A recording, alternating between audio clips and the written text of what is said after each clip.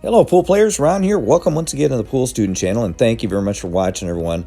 Just thought I would share with you a couple of bank shots that I was working on yesterday.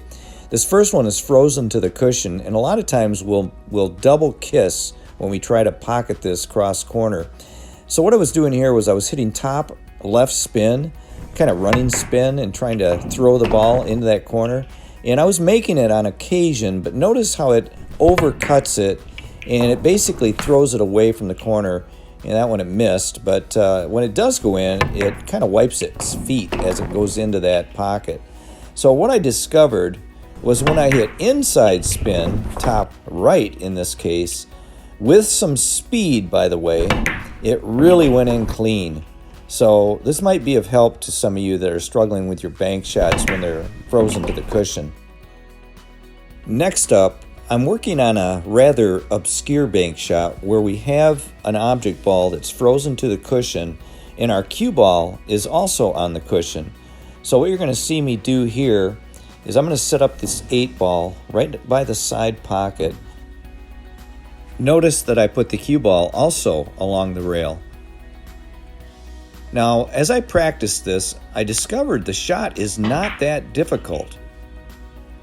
And because of this, I went ahead and put a pocket reducer in that brings that pocket down to a 3 1/8 inch opening.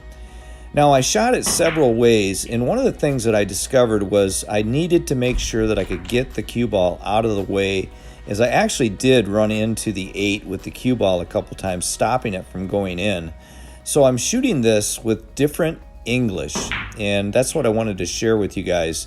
You can see that I'm taking all sorts of different travel paths.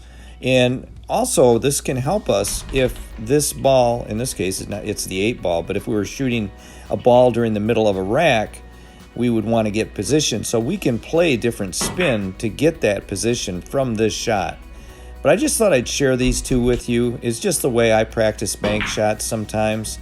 And I think it's pretty valuable if we can familiarize ourselves. And as we see the shot go in, we develop a feel for the shot.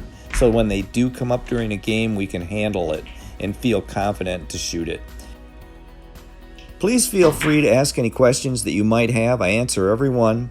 Thanks for watching, and until next time, like I always say, keep on practicing.